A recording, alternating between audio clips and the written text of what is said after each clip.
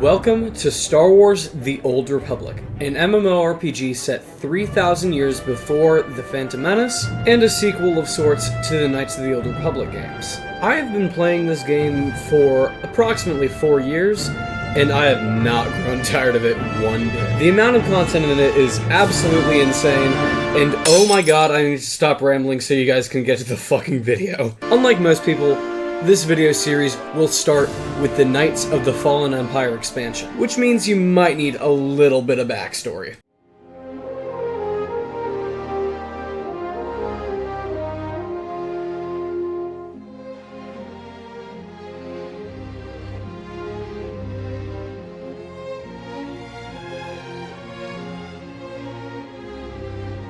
Among us. This is Aria'la Vallis, the SWTOR of the Jedi Order, and master of walking through things, an ability she continues to hone to this day. A Jedi with so many titles that I'm going to list them all out right now.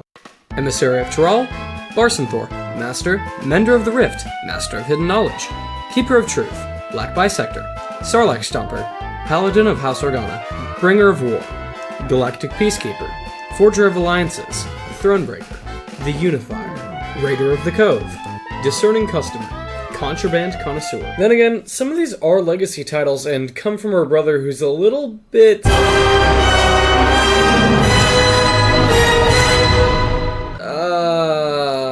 special? With introductions out of the way, the story can begin. After ascending to the rank of Jedi Master and joining the Jedi Council, she took part in the Korriban incursion and defended the Jedi Temple during the attack on Tython. Stop, I said Tython, not Titan. Motherfucking weeaboos! Teaming up with SIS agent Theron Shan, as well as Sith Lord Lana Beniko, Aria'la uncovered a plot made by the Revenites, or the Order of Revan if you're feeling fancy, a group devoted to serving the presumed dead Darth Revan. And they'd already infiltrated both the Empire and the Republic, and were basically ready to destroy both of them completely. But with the power of friendship, and being high off the adrenaline from kissing her hot new girlfriend, Aria'la defeated Revan alongside her allies. Unfortunately, his defeat triggered the reawakening of the fucking Sith Emperor. And I know you might be thinking, oh shit, well the Alliance is screwed now, you're never gonna be friends with the Sith. That's where you're wrong, fucko. Turns out, the Sith want him dead just as much as the Jedi do. And I know you might be wondering again, how can someone be so goddamn evil that the Sith, the fucking genocidal, murderous Sith, want them dead? Well, allow me to introduce you to the many crimes of Tenebrae / Vitiate / Valkorion.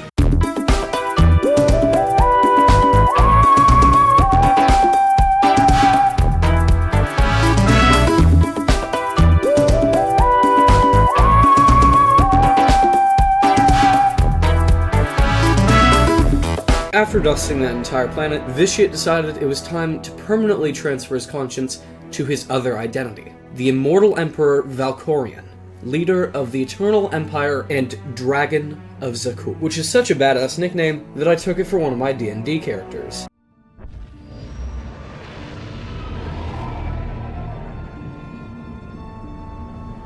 After dealing with the aftermath on Ziost, Dark Council member Darth Maul sought the help of Aria'la. Stationed in the reaches of wild space, Darth Maul was searching for the supposed immortal Emperor. Aria'la promises that the Jedi Order will assist Maul in helping find this threat. Unfortunately, this is where we're attacked, and the story actually begins.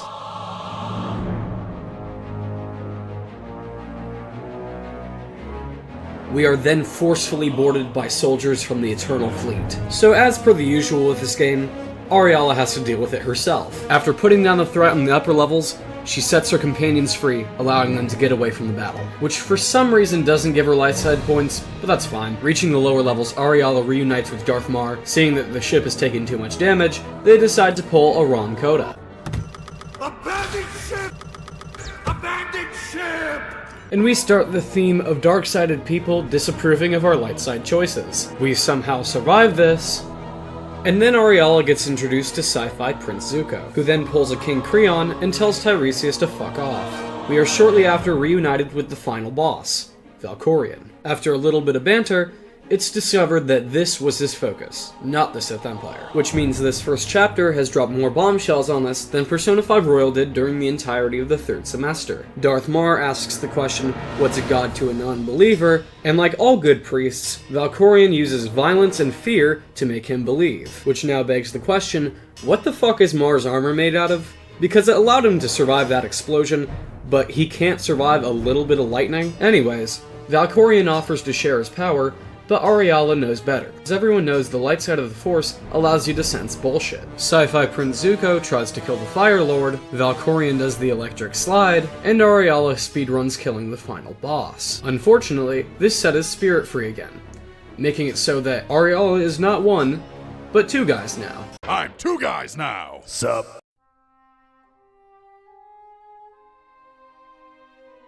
Chapter 2 begins, and Aria'la wakes up inside of her own mindscape, a place she, unfortunately, now has to share with Valkorion, who taunts her with visions of the past, present, and future. He reveals to Aria'la that she now has carbonite poisoning, and her body is fucking dying. He sends some visions of her past enemies to come kill her, and I find myself once again fighting the voices inside of my head. Rip and tear until it is done.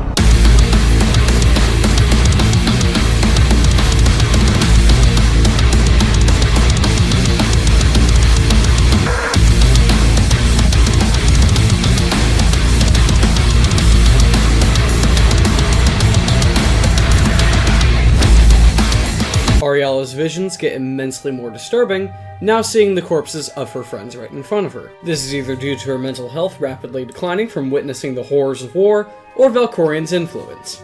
I guess we'll never know. She is then thrown into a vision where she, much like an innocent father in a divorce court, is blamed for everything, including the fall of the Republic. Order 66 gets initiated 3,000 years too early, these 3 Jedi get permanently denied the rank of Master, Aria'la kills the woman who pays more attention to her than her actual son, and despite being a fully trained Jedi Master, she gets crushed by this.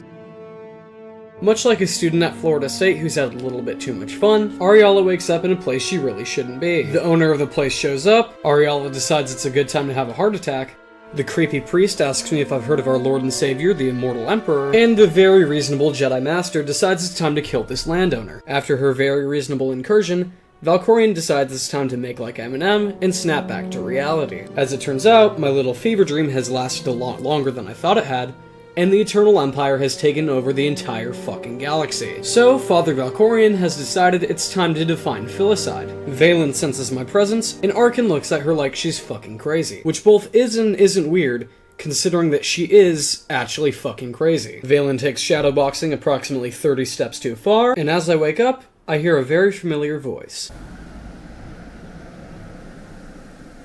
Wake up. We have to go. As Aria'la wakes up from the carbonite, she sees the face of her rescuer, her Sith girlfriend, Lana Beniko, who decides it's a wonderful time to pull out the 9. This will hurt.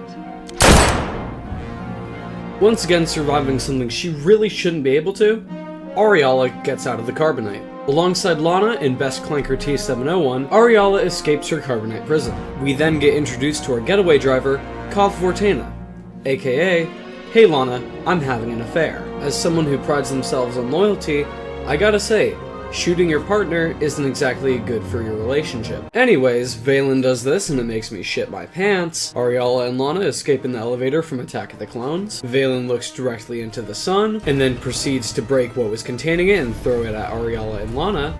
And this all leads to a very difficult choice. Do I let it blow up and mask our escape?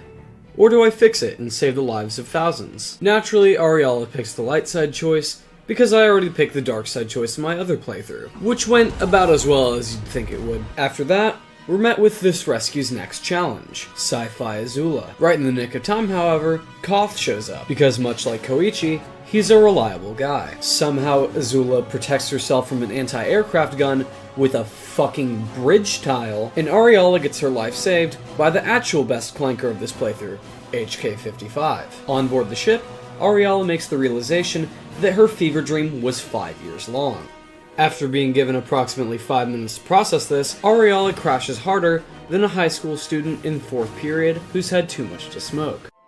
However, much unlike a high schooler who's had too much to smoke, Aria'la, Koth, HK, and Lana walk out pretty much unscathed. Best Clanker lets us know that there is a massive tech object somewhere nearby, so we head that way. After getting a little bit distracted, HK and I begin our investigation. During this, we find some fragments of something that is much, much bigger. Aria'la starts glowing like that one kid in the Lorax, and we finally reach what HK was talking about. As it turns out, it's more than just any old ship. This is the Gravestone, a ship that took on the entire Eternal Fleet hundreds of years ago. It's basically the starship equivalent of Doomguy. However, the ship is currently overrun with lots of wildlife, which means it is time to put Aria'la's skills as a diplomat to the— who am I fucking kidding? She killed every last living thing in there. She fucking massacred them. Unfortunately, this is where we run into a bit of an issue in the form of the ancient Ignited Guardian. You see, I'm playing this on veteran mode, and I'm a little bit under-leveled for that. Usually you want to be max level 80 with the Noble Decurion armor set, but I'm level 74 and with whatever good shit that I found around. So I swallow my pride and temporarily change the difficulty. Shut the fuck up, I'm gonna change it back in the next chapter. This leads to Aria'la easily defeating the Guardian. And I know you might be thinking, wait, doesn't this mean you didn't beat Knights of the Fallen Empire completely on veteran mode? Well, under most circumstances, no, I would not have beaten it on veteran mode. But that's why I sent him in. Aria'la won't be the one finishing Chapter 4 veteran mode. Her brother will.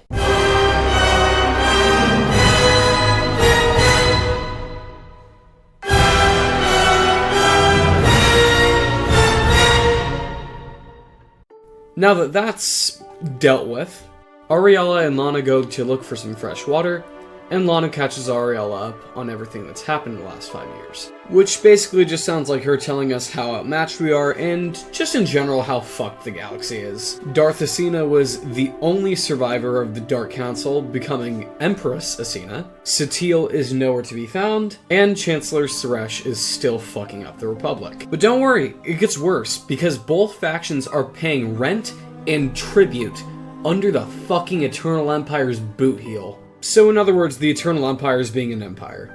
Seeing how somber and sad the mood is, Aria'la decides it's a good time to reveal that Emperor Valkorion is living inside of her head rent-free, and not in the hot way. So, Lana convinces Aria'la to not reveal this incredibly important piece of information to literally anyone. Aria'la reunites with Koth back at base, and for the purpose of finding parts, as well as to maybe get to know him a little bit better, Aria'la and Koth set off. Finding all of the ship parts is actually so unbelievably easy that even the in-game characters have something to say about it. Koth reveals his tragic backstory, stating that he fled the Eternal Empire's army after him and his squad were asked to massacre a group of civilians. After their all too brief heart-to-heart, Koth and Aria'la return to Lana and HK, and the funniest scene in the entire game begins. Skip to this time frame if you've already seen it and don't want to see it again. Additionally, I edited the bit down, so it's just the funny part.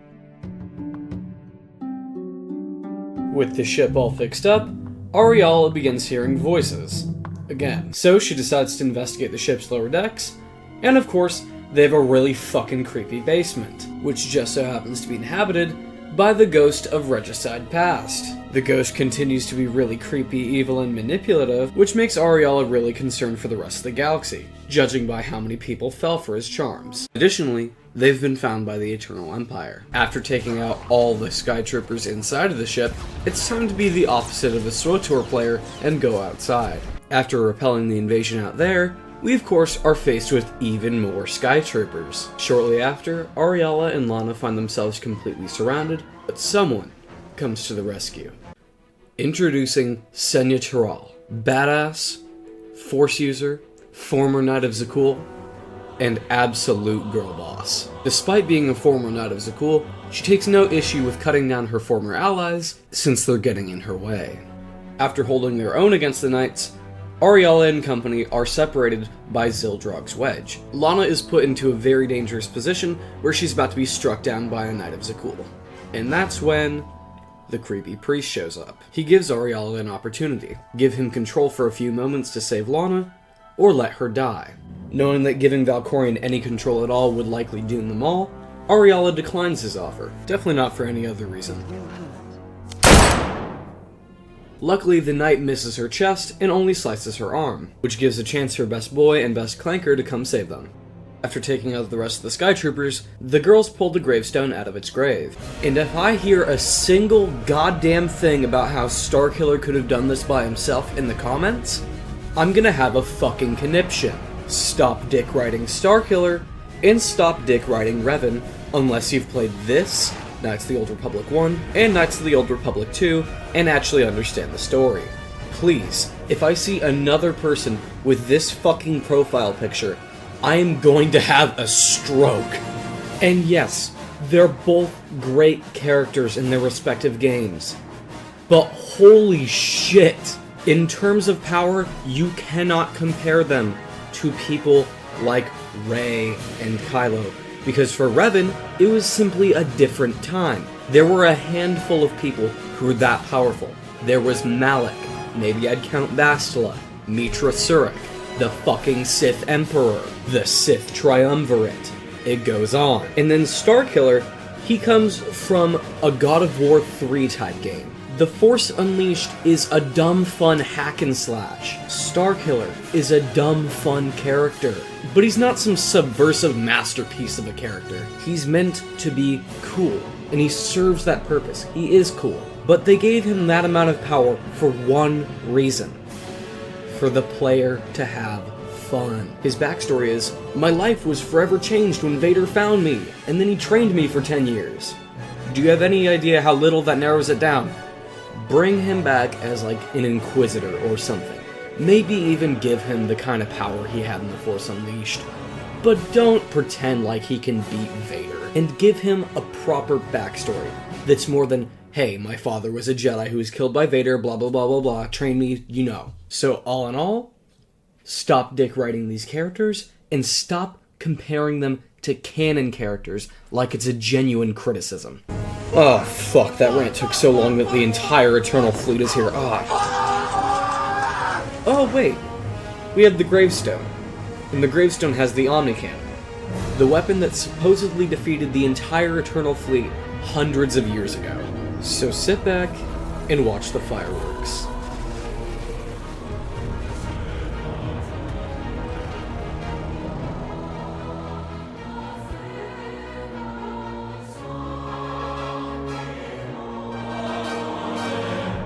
After witnessing the absolutely insane power of the Gravestone's Omnicannon, the group jumps into hyperspace, heading for the spaceport and safe haven, Asylum. Now that we're safe from the Eternal Fleet, Koth, Lana, and Senya decide it's a good time to have a massive argument. After the argument, Aria'la decides to go check on Koth, and continues mastering her ability to walk through things. Koth really isn't a big fan of Senya, although this does actually make his character a little bit more interesting. Aria'la sees this, and decides to maybe flirt with him a little bit. And that little flag saying, Koth seems interested, makes me interested, so I continue on. Aria'la looks out for Lana's well-being, which Lana really isn't a fan of for some reason. This is making Lana lose points, and making Koth gain some, but then Lana reveals that she never stopped looking for Aria'la, even after all those years. This makes Aria'la sorta remember her feelings for Lana, and it makes me remember that I'm not just a sucker for hot men with hot attitudes, but also a sucker for hot women with swords. Or in this case, hot women with glowing eyes, and a red lightsaber. And so begins probably the second funniest scene in this entire campaign.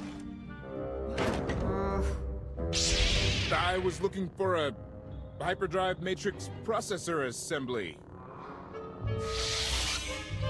I thought you said... Thought who said what? Nothing. I made a mistake. I'll keep looking for the thing.